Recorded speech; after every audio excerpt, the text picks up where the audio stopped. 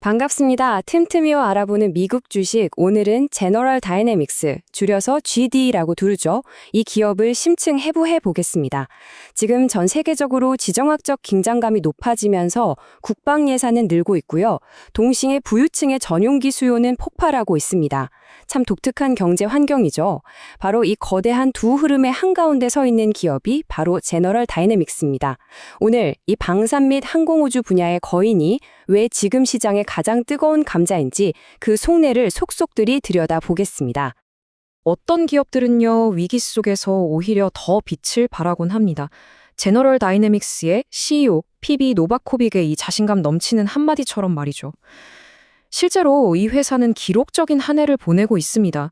시장 전체는 불확실성으로 가득한데 도대체 어떻게 이런 압도적인 성과를 내고 있는 걸까요? 그 비밀을 풀 첫 번째 단서는 바로 이 숫자 안에 있습니다. 네, 1,099억 달러. 우리 돈으로 환산하면 약 150조 원이 넘는 정말 어마어마한 금액입니다. 이게 뭐냐면요. 2025년 3분기 기준으로 이 회사가 쌓아놓은 사상 최고치의 수주 잔고입니다. 이 수주 잔고라는 말을 쉽게 풀어서 설명드리면 이미 계약은 다 했는데 아직 고객에게 전달하지 않은 일감의 총량이라고 보시면 돼요. 그러니까 제너럴 다이내믹스는 앞으로 몇 년 동안 일할 거리를 창고에 이미 가득 쌓아두었다는 뜻입니다. 미래의 수익이 얼마나 안정적으로 보장되어 있는지를 보여주는 가장 확실한 지표인 셈이죠. 자, 그래서 오늘 분석에서는요, 이 제너럴 다이내믹스라는 기업을 하나의 거대한 압력솥이라고 생각하고 한번 들여다보겠습니다. 외부 환경, 즉 거시경제가 어떻게 이 압력솥을 뜨겁게 달구고 있는지, 그리고 그 압력솥 내부, 즉 회사 안에서는 지금 무슨 일이 벌어지고 있는지, 그래서 앞으로 어떤 결과물이 나올 수 있을지 차근차근 살펴보겠습니다. 제너럴 다이내믹스를 제대로 이해하려면요, 이 회사가 어떻게 돈을 버는지 그 구조부터 알아야 합니다. 저는 이 구조를 4개의 기둥으로 세운 현대판 요새라고 부르고 싶은데요. 이 구조 자체가 바로 이 회사의 핵심 경쟁력입니다. 자, 이 도표를 한번 보시죠. 이 회사의 안정성이 어디서 오는지 한눈에 들어옵니다. 항공우주, 해양, 전투, 그리고 기술 부문. 이 4개의 기둥이 각각 전체 매출의 20%에서 30% 초반대를 차지하면서 기가 막힌 균형을 이루고 있죠. 이게 왜 중요하냐면요. 만약에 어느 한쪽 사업이 좀 부진하더라도 다른 사업 부문이 그 충격을 충분히 흡수하면서 회사를 굳건하게 지탱해 주는 겁니다. 이게 바로 이 회사가 가진 엄청난 회복 탄력성의 비밀입니다. 이 구조 덕분에 제너럴 다이나믹스는 두 개의 다른 시장에서 동시에 최대의 이익을 뽑아낼 수 있습니다. 한쪽에서는 걸프스트림 자가용 제트기처럼 경기가 좋을 때 폭발적으로 성장하는 상업시장을 공략하고요. 다른 한쪽에서는 국가안보와 직결된 핵잠수함이나 M1 에이브람스 탱크처럼 경기에 상관없이 정부로부터 꾸준하고 거대한 수요를 확보하는 거죠. 이것이야말로 변덕스러운 시장 상황에도 흔들리지 않고 마치 구독경제처럼 안정적인 현금 흐름을 창출하는 제너럴 다이나믹스만의 강력한 생태계라고 할 수 있습니다. 그럼 이제 강세론자들의 시각으로 넘어가 보겠습니다. 이 단단한 요새가 현재의 압력을 어떻게 기회로 바꾸고 있는지 한번 보시죠. 지금으로서는 이 압력이 평범한 돌멩이를 다이아몬드로 만들어내고 있는 것처럼 보입니다. 다이아몬드가 만들어지고 있다는 첫 번째 증거는 바로 이 숫자입니다.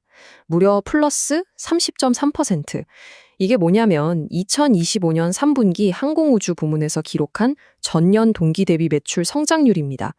팬데믹 이후에 부유층을 중심으로 프라이빗 제트기 수요가 말 그대로 폭발했거든요. 특히 최신 기종인 걸프스트림 제트기 인도가 크게 늘면서 일어난 정말 놀라운 성과입니다. 199%. 이 숫자는 정말 대단한데요. 회사가 재무적으로 얼마나 건강한지를 아주 극적으로 보여주는 지표입니다. 3분기 순이익이 영업 현금 흐름으로 전환된 비율인데요. 이걸 아주 쉽게 설명드리면 이렇습니다. 회사가 장부상으로는 100원을 벌었다고 기록했는데 실제 회사 금고에는 현금이 199원이나 들어왔다는 뜻이에요. 그만큼 현금 관리 능력이 뛰어나다는 강력한 증거죠. 단순히 외형만 커지는 게 아닙니다. 순이익은 매출보다 훨씬 더 빠르게 성장하고 있어요. 주주 입장에서 가장 중요한 지표 중 하나인 주당 순이익, EPS가 3분기에 전년 대비 거의 16%나 급증했습니다. 단순히 물건을 많이 파는 걸 넘어서 회사가 아주 효율적으로 알짜로 이익을 내고 있다는 명백한 증거입니다. 자, 그래서 핵심은 이겁니다. 경영진이 지금의 이 좋은 흐름이 앞으로도 계속될 거라고 확신하고 있다는 점이죠. 앞에서 보셨던 그 막대한 수주 잔고, 즉 엄청난 주문량을 소화하기 위해서 앞으로 생산 속도를 더 높이겠다고 공교적으로 선언한 셈입니다. 압력솥의 온도를 자신 있게 더 올리겠다는 거죠. 하지만 동전에는 늘 양면이 있듯이 이렇게 빛나는 성과 뒤에는 그만큼 큰 그림자도 존재합니다. 제너럴 다이나믹스 같은 거대 기업에게는 그 도전 과제 역시 거대하죠. 이제 압력솥이 자칫 잘못하면 터질 수도 있는 그 위험 요인들을 짚어보겠습니다. 여기서 가장 근본적인 질문이 나옵니다. 이 회사를 좋게 보는 투자자든 아니면 우려하는 투자자든 모두가 던지는 질문이죠. 과연 이 뜨거운 성장세, 이 속도를 계속 유지할 수 있을까 하는 겁니다. 바로 이 지점에서 제너럴 다이내믹스가 마주한 핵심적인 딜레마가 드러납니다. 마치 양팔 저울 같아요. 왼쪽 저울에는 밀려드는 주문을 소화하기만 하면 보장되는 엄청난 성장이라는 기회가 놓여 있습니다. 하지만 오른쪽 저울에는 이 모든 걸 한순간에 위태롭게 만들 수 있는 실행의 위험이라는 무거운 추가 놓여 있죠. 바로 글로벌 공급망 문제와 생산 차질이라는 현실입니다. 기회는 엄청나지만 이걸 현실로 만드는 과정이 결코 쉽지 않다는 뜻입니다. 약세론자들이 지적하는 위험은 그냥 막연한 불안감이 아닙니다. 굉장히 구체적이죠. 예를 들어 볼까요? 차세대 핵잠수함을 만드는데 꼭 필요한 특수 강철 부품이 단 하나라도 제때 공급되지 않는다면 어떻게 될까요? 수조 원짜리 전체 생산 라인이 그대로 멈춰설 수 있습니다. 이건 곧바로 매출과 이익의 타격으로 이어지겠죠. 여기에 더해서 정권이 바뀔 때마다 변할 수 있는 미국 국방 예산의 불확실성, 또 신제품 초기 생산 단계에서는 마진이 낮을 수밖에 없다는 점, 그리고 이미 주가가 많이 올랐다는 부담감까지. 이 중 하나라도 현실이 된다면 지금의 높은 기대감은 순식간에 실망감으로 바뀔 수 있습니다. 자, 이렇게 기회와 위험이 팽팽하게 맞서고 있는 상황입니다. 과연 이 압력솥은 어떤 결과물을 내놓을까요? 월스트리트는 앞으로의 1년에서 2년을 어떻게 보고 있는지 그 전망을 한번 살펴보겠습니다. 월스트리트의 전망치를 요약한 표입니다. 보시면 크게 세 가지 시나리오가 있죠. 대부분의 분석가들이 예상하는 기본 시나리오는 제너럴 다이내믹스가 지금의 생산 과제들을 무난하게 해결해 나가면서 꾸준한 성장을 이어갈 것으로 보고 있습니다. 여기서 생산이 예상보다 훨씬 더 순조롭게 진행되면 강세 시나리오로 가는 거고요. 반대로 앞서 말씀드린 공급망 문제가 현실화되면 약세 시나리오로 갈 수 있다는 분석입니다. 결국 제너럴 다이내믹스는 우리에게 하나의 큰 질문을 던지고 있습니다.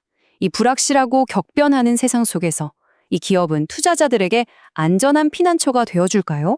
아니면 거대한 위험 앞에 선 위태로운 거인일까요?